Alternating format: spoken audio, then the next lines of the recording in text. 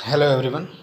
मैं अनिरुद्ध सर आपके यूट्यूब के इस फेवरेट चैनल एंजल जी क्लासेस पे आज आप लोग के लिए लेकर के आए हैं force and laws of motion.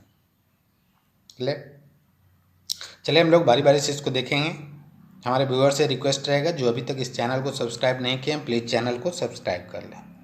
तो चलिए हम लोग देखते हैं फोर्स के बारे में। What is force? Force is that cause force is that cause which produce produce acceleration on which it act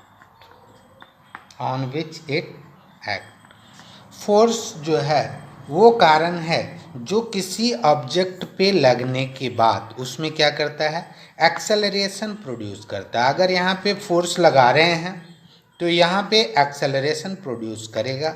इसी में क्या होगा, ये बॉडी जो है मूव करेगा और इसमें होगा एक्सेलरेशन डेवलप होगा। तो उसी कारण को आप क्या कहते हैं, फोर्स कहते हैं। या दूसरे तरह से आप इसको डिफाइन कर सकते हैं कैसे, फोर्स इज ए पुशिंग और पुलिंग एक्शन। क्या है, फोर्स इज पुशिंग और pulling action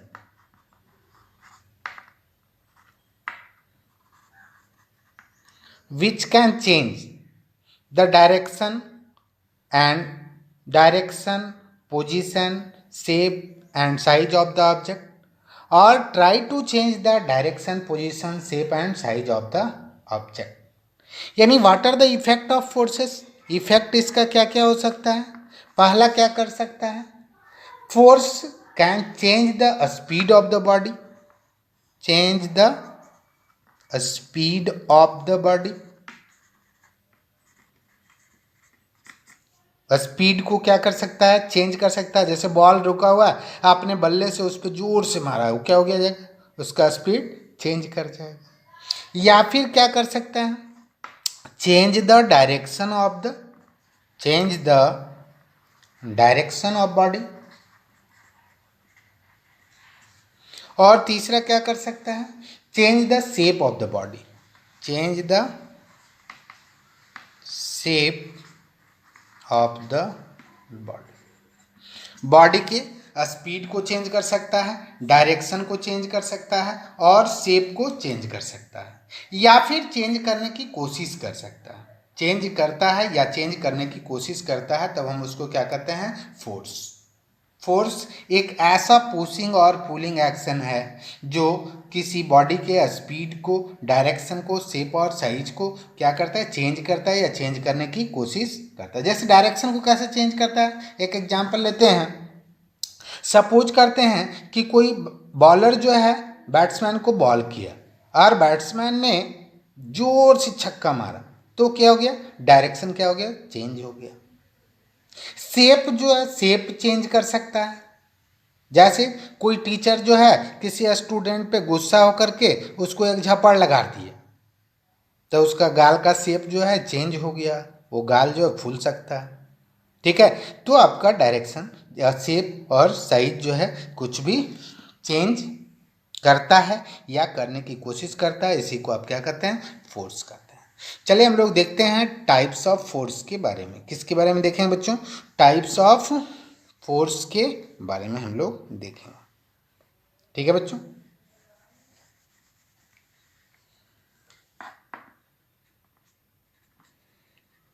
types of force. सबसे पहला फोर्स जो है ये दो भाग में डिवाइड किया गया। सबसे पहला कांटेक्ट फोर्स और दूसरा क्या है, non contact force. What is contact force? The force acted by actual physical touch, force by actual physical touch, actual physical touch।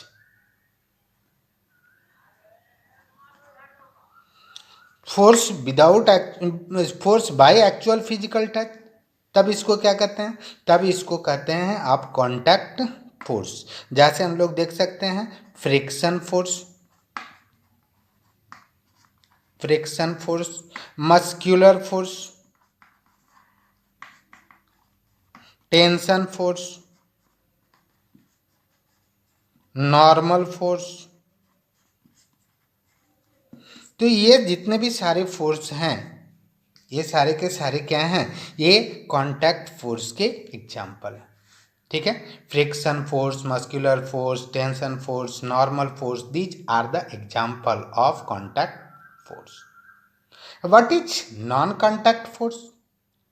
Non contact force, the force act without any physical touch. The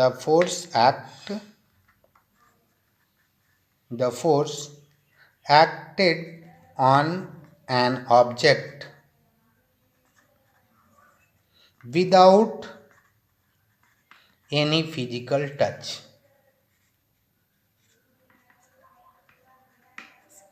जैसे इसका example क्या क्या हो सकता है, बता सकते हैं? देखो यहाँ पे एग्जाम्पल जो होगा, जैसे फर्स्ट जो होगा आपका ग्रेविटेशनल फोर्स कह सकते हैं, ग्रेविटेशनल फोर्स। सेकेंड आपका देख सकते हैं आप, क्या हो गया? Electrostatic force, electrostatic force. और थर्ड आपका जो हो गया वो कौन सा हो गया? Magnetic force, magnetic force. तो ये तीनों के बारे में हम लोग देखते हैं किसमें? Non contact force. These are the example of non contact force. ठीक है बच्चों, friction force, muscular force, tension force, normal force, these are the contact force. Gravitational force, electrostatic force and magnetic force, these are the example of non contact force. यानी वह सब force जो physical touch के द्वारा होता है उसको आप क्या कहते हैं? Contact force. और जो बिना फिजिकल टच के होता है उसको क्या कहते हैं? Non contact force. चलिए हम लोग मोर फोर्सेस के बारे में देखते हैं, कुछ और फोर्सेस के बारे में जानते हैं, टाइप्स ऑफ फोर्स के बारे में हम लोग देखते हैं। वीडियो के अंत तक बने रहेंगे बच्चों। देखिएगा यहाँ पे हम लोग देखने जा रहे हैं, अब हम लोग देखेंगे जैसे रिजल्टेंट ऑफ फोर्स।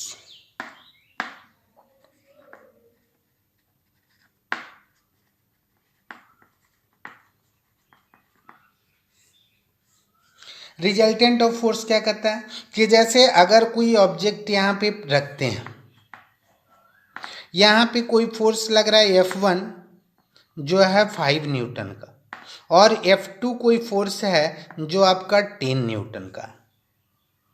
तो एक सिंगल फोर्स जो ये दोनों के बराबर का काम करे तो वो इसका क्या कहलाएगा? रिजल्टेंट फोर्स, क्योंकि सेम ही डायरेक्शन में आपका एक्ट हो रहा है। तो F रिजल्टेंट जो होगा ये F1 और F2 के सम के बराबर होगा। F रिजल्टेंट बराबर F1 plus F2, same direction में एक्ट कर रहा है, यानी FR इज इक्वल्स टू कितना हो जाएगा? 10 newton plus 5 newton is equals to कितना हो जाएगा? 15 न्यूटन। ठीक है बच्चों, यानी कोई ऐसा फोर्स जो दो या दो से अधिक फोर्सेस के बराबर जो है वो अपना इफेक्ट शो कर रहा है, तब उसको क्या कहेंगे? That force are called resultant force. जैसे एक और एग्जांपल लेते हैं, सपोज करते हैं यहाँ कोई ऑब्जेक्ट है, इधर से F1 फोर्स लग रहा है कितना? 25 न्यूटन का, और इधर से कोई फोर्स जो है F2 लग रहा है, ये कितना लग रहा है? ये लग रहा है 5 न्यूटन का। तो आप F रिजल्टेंट जो होगा ये कितना हो जाएगा? तो यहाँ पे चूंकि अपोजिट डायरेक्शन में फोर्स एक्ट कर रहा है तो क्या हो जाएगा? F1 माइनस F2, यानी 25 न्यूटन माइनस 5 न्यूटन, यानी कितना हो जाएगा बच्चों? ये 20 न्यूटन। देख पा रहे हो? इसी तरह और भी हम एक एग्जाम्पल ले सकते हैं। सपोज करिए यहाँ पे कोई ऑब्जेक्ट काम कर रहा है, इधर से F1 एक्ट कर रहा है जो 10 न्यूटन का है, इधर F2 एक्ट कर रहा है जो आपका 30 न्यूटन का है, इधर से F3 एक्ट कर रहा है जो आपका फाइव न्यूटन या 15 न्यूटन का। तो एफ रिजल्टेंट क्या होगा बच्चों? तो देखो ये दोनों सेम तरफ है तो F1 प्लस F2 कर देंगे, और ये अपोजिट डायरेक्शन में है तो माइनस क्या कर देंगे F3, यानी कितना हो जाएगा 10 प्लस 30 और माइनस कितना 15 न्यूटन, यानी 40 माइनस कितना हो जाएगा 15, यानी कितना हो जाएगा बच्चों? ये हो जाएगा 25 न्यूटन।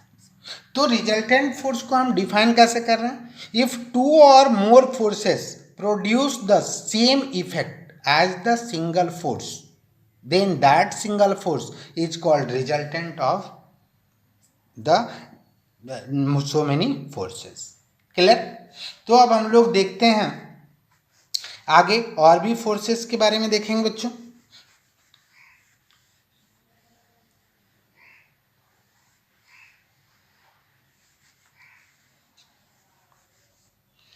अभी हम लोग देखते हैं balanced force.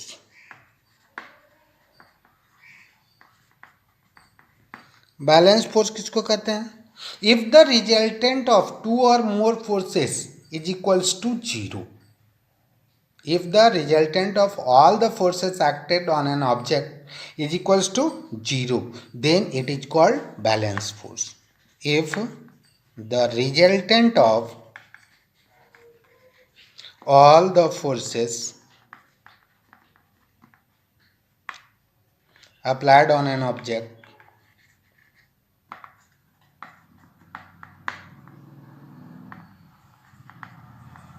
is equals to 0, then it is called balanced force। तब इसको क्या कहते हैं बच्चों? Balance force. और अनबैलेंस फोर्स का किसको कहते हैं?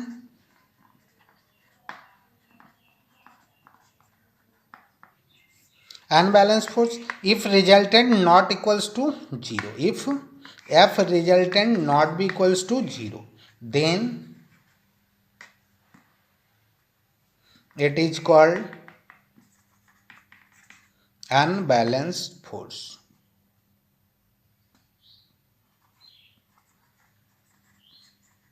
क्लियर बच्चों?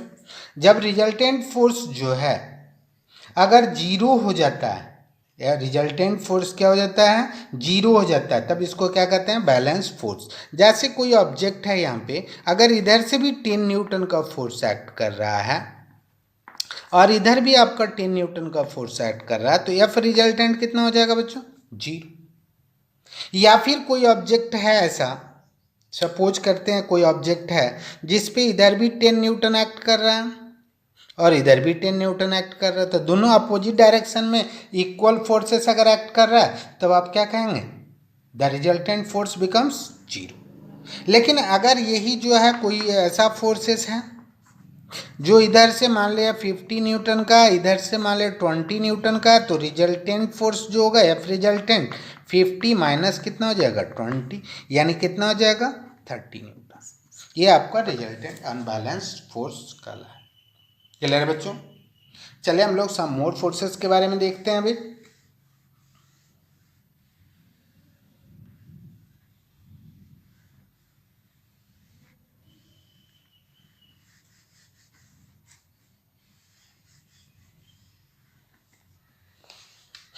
देखिए बच्चों, यहाँ पे हम लोग देखेंगे अब कांटेक्ट फोर्सेस के बारे में।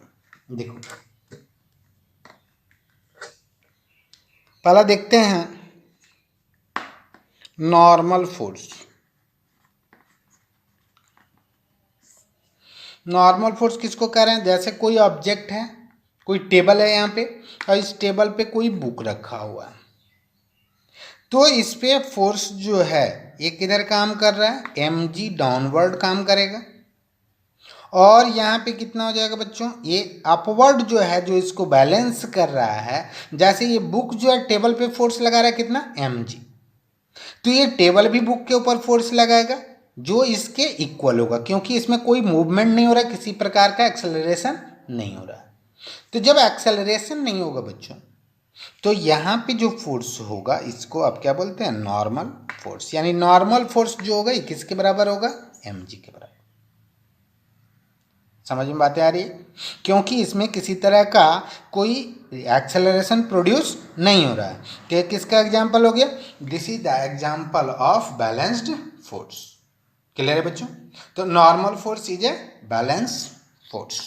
किसी भी कांटेक्ट के ऊपर जो फोर्स होगा, जैसे यहाँ पे अगर हम बात करें कोई इंक्लाइंड सरफेस पे बात करें, तो यहाँ पे अगर कोई मास है, कोई ऑब्जेक्ट है जिसका मास m है, तो देखो यहाँ पे डाउनवर्ड डायरेक्शन में जो होगा ये क्या होगा, ये mg काम करेगा। कितना काम करेगा, mg जो है वो डाउनवर्ड डायरेक्शन में एक्ट करेगा। इसके डायरेक्शन में कितना काम करेगा, तो ये अगर इंक्लानेशन इसका थीटा है तो ये जो हो जाएगा इस डायरेक्शन में ये mg साइन थीटा होगा।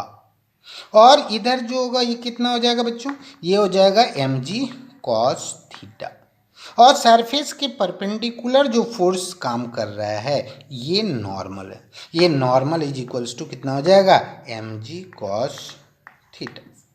ठीक है बच्चों, क्या हो जाएगा, mg कॉस थीटा।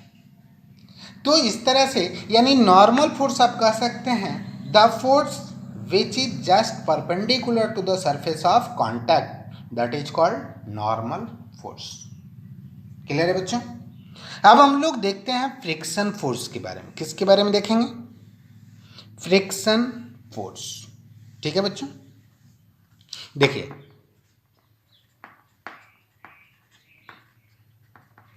या इसी को बोलते हैं अपोजिंग फोर्स।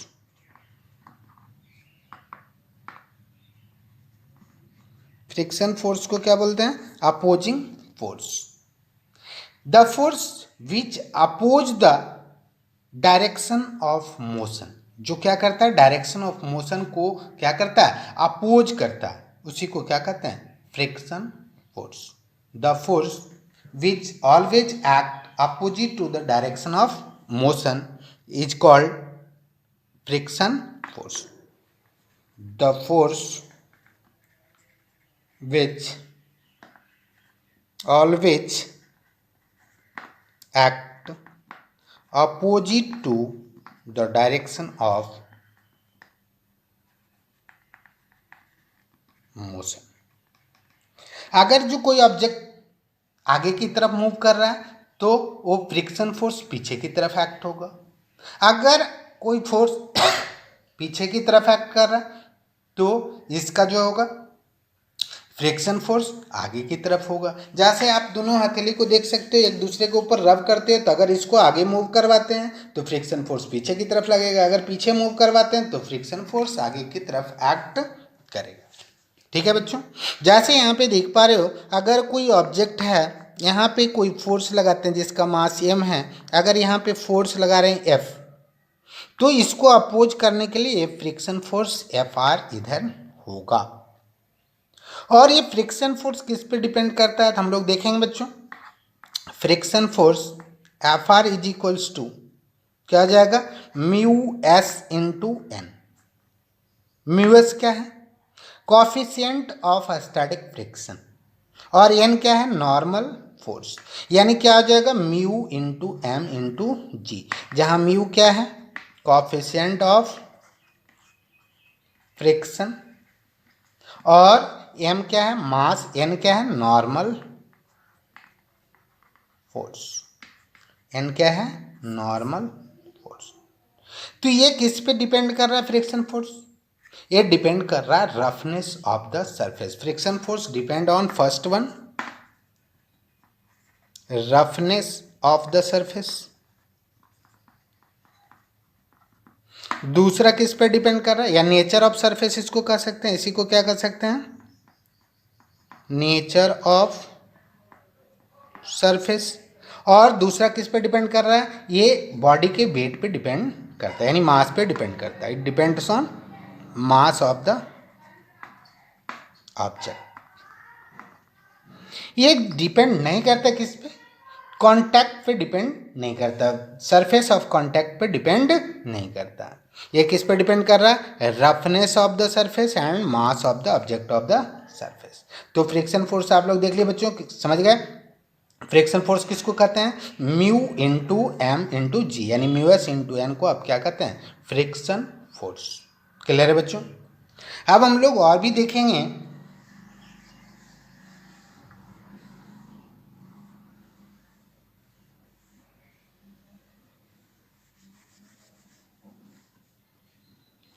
जैसे यहाँ पे देखते हैं बच्चों टेंशन फोर्स।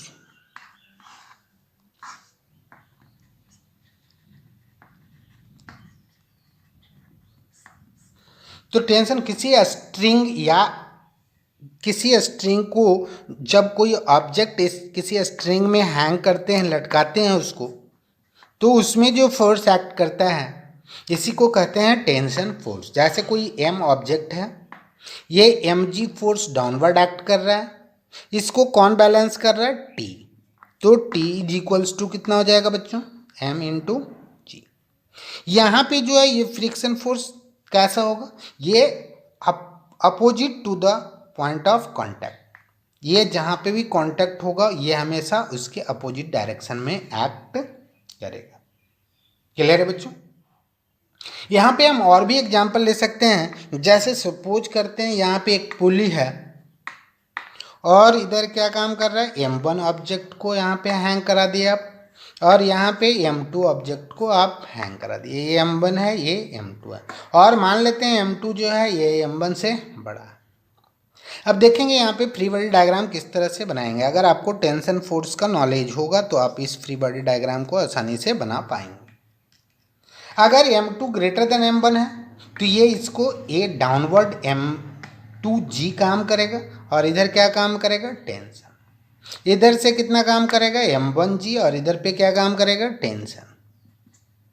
यहाँ पे क्या होगा? टेंशन काम करेगा नीचे डाउनवर्ड, यहाँ पे टेंशन डाउनवर्ड। ये T जो है ये T1 अलग हो जाएगा, T2 इसको मान लेते हैं। अगर ये T1 है तो ये T2 है। यानी आप लिख सकते हैं T2 is equals to 2T1। T1 इधर भी लग रहा है, T1 इधर ही। एक स्ट्रिंग में जितना भी फोर्स होगा सारे के सारे सेम होंगे। एक स्ट्रिंग में जितना भी टेंशन फोर्स होगा सारे के सारे का मान क्या होगा? सेम होगा। ये आप आज याद रखेंगे। ठीक है बच्चों? तो यहाँ पे T2 इज इक्वल्स टू कितना हो जाएगा? 2T1। यहाँ पे आप देख रहे हैं कि चूंकि बॉडी जो है M2 जो है वो ज़्यादा, ये इसका मास ज़्यादा है तो ये डाउनवर्ड मूव करेगा, यानी इस फोर्स ज़्यादा होगा M2G माइनस T1 बराबर M2 इंटू कितना हो जाएगा? M2 इंटू ए।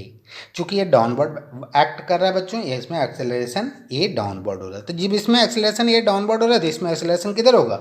अपवर्ड होगा। तो ये आपका एक इक्वेशन हो गया, ये दूसरा इक्वेशन हो गया। यहाँ पे कितना हो जाएगा? टी, क्योंकि ये ज़्यादा है तभी तो ये मूव कर रहा है, तो T1 minus M1G is equals to M1 into a. आपका कौन सा इक्वेशन हो गया? Third equation. तो इस तरह से आप आगे के क्वेश्चन को सॉल्व करेंगे।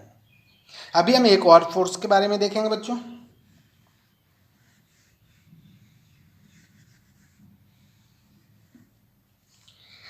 एक और फोर्स है स्प्रिंग फोर्स।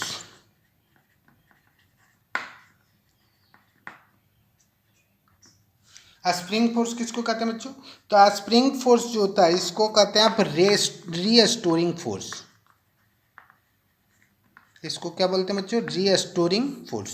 जो अपने आप को क्या करता है? रीस्टोर करता है। जो क्या करता है? रीस्टोर करता है। स्प्रिंग के द्वारा लगाया गया फोर्स। जैसे सपोज कीजिए कि एक स्ट्रिंग है जिसका समथिंग कुछ लंबाई था, इसको आपने प्रेस किया, तो अगर इसको प्रेस करोगे, सपोज करो ये x लेंथ तक आपने इसको प्रेस कर दिया, तो ये जो है ये स्प्रिंग के द्वारा जो फोर्स होगा ये किधर होगा? आउटवर्ड होगा। यानी F is equals to minus K X, जहाँ पे माइनस क्या शो कर रहा है कि अगर डिस्प्लेसमेंट अंदर की तरफ होता है तो फोर्स जो है बाहर की तरफ होगा। अगर डिस्प्लेसमेंट बाहर की तरफ होगा, अगर आप इसको ज़्यादा एक्सटेंड कर देते हो सपोज करो आप x लेंथ में एक्सटेंड कर दिए, तो ये जो फोर्स एक्ट होगा ये किधर होगा, इसके अपोजिट डायरेक्शन में होगा। इसलिए F इज इक्वल्स टू क्या कहते हैं, kx। ठीक है, यानी a spring force, the direction of a spring force is always opposite to the direction of displacement of the spring। Clear? जहां पे k क्या है बच्चों, k is a spring constant। ठीक है बच्चों, तो हम लोग देख पा रहे हैं कि हमारा जो force and law of motion का जो चैप्टर है ये बहुत ही इंटरेस्टिंग चैप्टर है। इसमें हम और भी बहुत सारी चीज़ों के बारे में पढ़ेंगे। अगले वीडियोज में हम देखेंगे Newton's law of motion, Newton's law of motion, inertia के बारे में पढ़ेंगे, और हम लोग देखेंगे गैलीलियोज एक्सपेरिमेंट।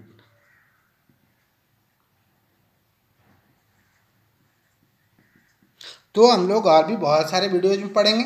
तो इसमें कंटिन्यू रखने के लिए आप इस चैनल को सब्सक्राइब कर लें, और अगर वीडियो अच्छा लगता है तो आप अपने दोस्तों को भी शेयर करेंगे। Thank you.